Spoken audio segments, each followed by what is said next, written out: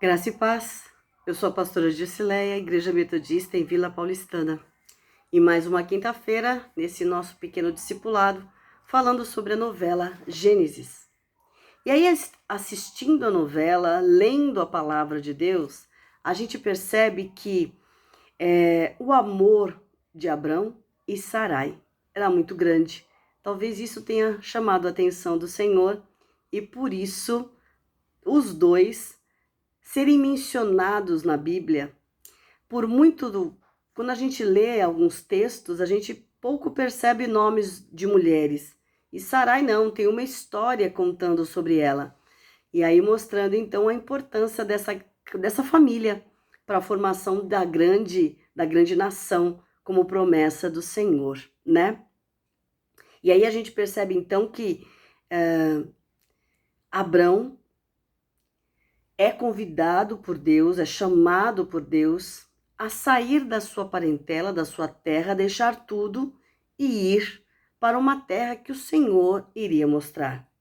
E aí a gente percebe Sarai se sentindo humilhada, desprezada, principalmente pelo Terá, o pai de Abrão, porque não conseguiu dar um filho. Ela queria muito que ele se casasse novamente, mas ele disse não, eu te amo demais. E ele queria que ela se sentisse bem e não se sentisse inferior às outras mulheres. E é interessante a gente perceber que Abrão não tinha herdeiro, mas ele recebe uma promessa de Deus. Era só ele não trocar Deus por ídolos, como fez o seu pai. O seu pai teve filhos, tinha riqueza, tinha bens, mas não tinha a bênção de Deus. E Abraão, então, fala que vai embora, decide sair de Harã, e muitos decidem ir com ele. E ele fala, se vocês vão me acompanhar, vocês precisam de uma coisa: acreditar num Deus único, deixar os ídolos, seguir junto comigo, mas não adorar mais aos ídolos. E a gente percebe que Deus podia mudar a sorte de Harã ali naquele lugar, ou a de Abrão ali em Harã, naquele lugar. Era uma terra nova também, talvez uma possibilidade, podia fazer alguma coisa ali. Mas não, Deus pediu para ele deixar tudo, porque ele queria ver a fé de Abrão. Já começa aí a questão de ser pai da fé. Acreditar, obedecer, ouvir a voz do Senhor e fazer, mostrando sua fé na prática. O Senhor mandou eu ir, eu vou. O Senhor mandou eu fazer, eu vou fazer. Em Canaã ia ser o Abrão, não o Abrão, filho de Terá. E aí, assim, não ia ter mais a sombra deste pai. E, de certa forma, Deus tinha um fim para ele. Não o mesmo que talvez ele tivesse imaginado que teria. Talvez muitos pensavam ele um acomodado, que vivia à sombra do pai, talvez aquele que não tivesse valor nenhum, mas aquele que aceita o chamado vai ter a sua sorte mudada por Deus que o chama. E aí Deus então prova a sua fé e ele sabe que vai acontecer algo muito grandioso na sua vida, porque Deus assim o quer. Os exaltados, ele vai ser exaltado, porque os humilhados serão exaltados. É isso que eu quis dizer. E aí a gente percebe no meio do caminho dessa história toda, em que o Senhor está chamando, está falando com ele, a gente vê o retorno de Lúcifer.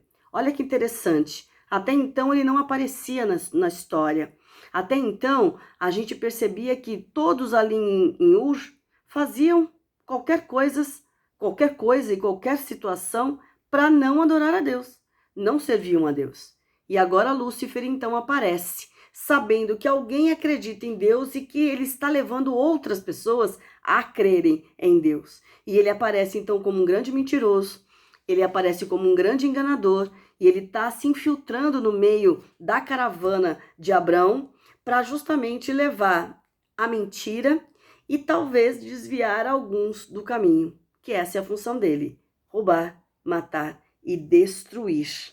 E a gente não pode esquecer que Abrão se mostra muito bom, ajuda, tem todo um carinho por ele, porque ele mentiu, mostrou uma fragilidade e aí ele tem todo um apoio. Percebe que interessante? Toda vez que a gente começa a querer buscar ao Senhor, você sabe disso.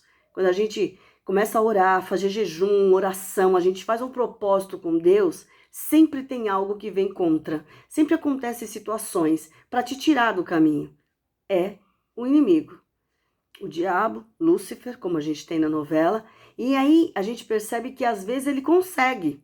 Ele coloca uma mentira tão grande, coloca uma dificuldade muito grande na nossa frente e a gente acaba voltando atrás e deixando de fazer aquilo que Deus chamou.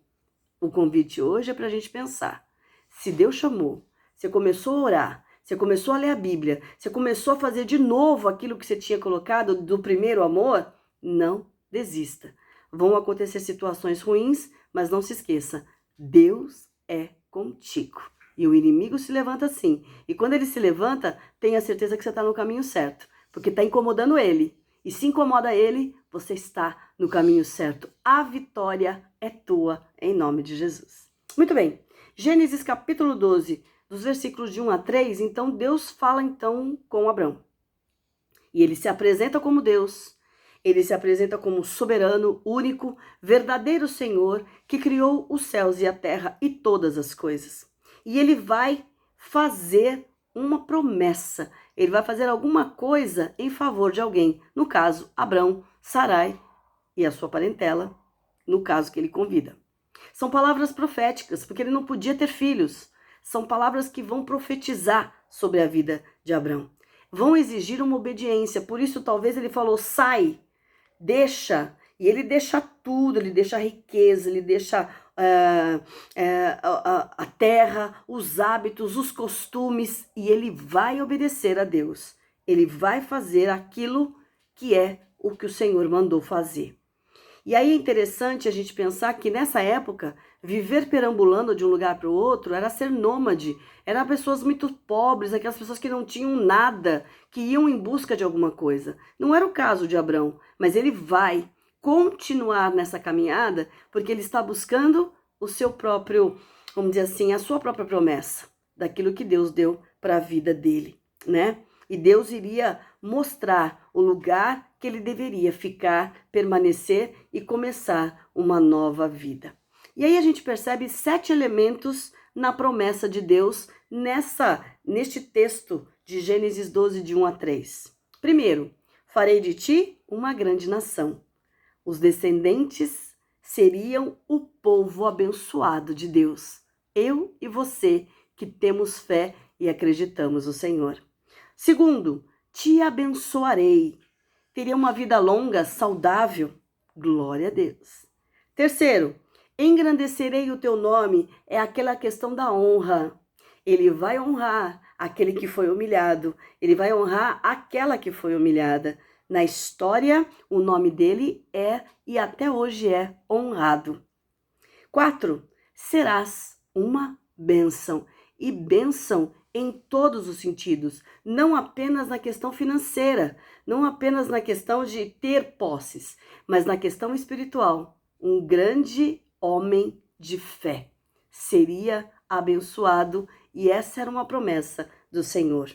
Quinto, abençoarei os que te abençoarem. Todos aqueles que abençoarem a vida de Abrão também seriam abençoados. E o sexto, amaldiçoarei todos os que te amaldiçoarem, ou seja, aqueles que falam mal. E a gente não pode esquecer, toda vez que eu falo contra uma pessoa ou a favor de uma pessoa, a bênção passa primeiro por mim e chega na outra pessoa. A gente não pode esquecer disso. Por isso é importante abençoar, seja qual for a situação.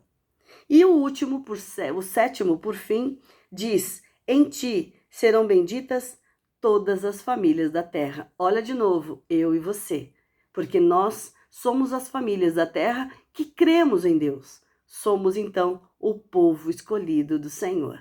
Glória a Deus. Amém? E aí o Senhor, então, tem nos mostrado nesse estudo que a gente tem feito coisas importantes para a nossa vida espiritual. O Senhor te chamou? Ouça, obedeça e creia. Tá orando? Tá buscando? O inimigo vai se levantar. Não desista. Persevere e continue na presença do Senhor. E não se esqueça, o Senhor tem bênçãos maravilhosas para as nossas vidas. É só acreditar, é só ter fé. Para terminar, para a gente não esquecer, você está vendo Agar na história? Tá. Ela está lá no Egito e está sofrendo a beça. Ela está sendo muito humilhada. Ela é uma simples serva. E a humilhação é demais e é constante. Ela praticamente não confia em ninguém. Porque será também que ela foi escolhida por Deus para todo esse caminho aí, nesse processo todo. Teve a aprovação de Deus em algum momento, em algum sentido. Nós não conhecemos na Bíblia a história real de Agar. Nós não conhecemos, mas a história tem nos mostrado que Agar talvez tenha sido também uma das mulheres escolhidas justamente porque está sofrendo humilhação pra caramba. Vamos prestar atenção nisso? E a gente então se vê a semana que vem na continuidade da nossa história, deste estudo e do que o Senhor tem para falar ao nosso coração. Senhor, muito obrigado por este momento, por este estudo. Muito obrigado, Senhor, porque o Senhor nos lembra através desses momentos de estudo bíblico e de novela que a gente tem assistido, que o Senhor também nos chama, que o Senhor também tem promessas para as nossas vidas. Basta nós pararmos, ouvirmos e te obedecer.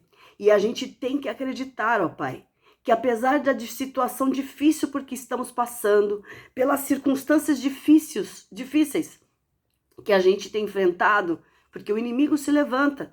Toda vez que a gente toma a coragem de servir ao Senhor, a gente não pode desistir. E a promessa do Senhor é que tem vitória lá, tem promessa de bênção para você. E o Senhor vai abençoar você e a sua família. Senhor, continua conosco. Que nós creiamos, que nós estejamos exercitando a nossa fé e que o Senhor continue sendo Deus, soberano, único em nossas vidas. Aleluia, glória a Deus. E a bênção do Deus Pai, Deus Filho, Deus Espírito Santo te abençoe, te guarde, te restaure, te faça ouvir, te ensine a obedecer e te ensine a crer, para que renove a sua esperança, te encha da sua graça e da sua maravilhosa paz, hoje e sempre. Amém. Glória a Deus. Senhor te abençoe, uma boa semana e até mais.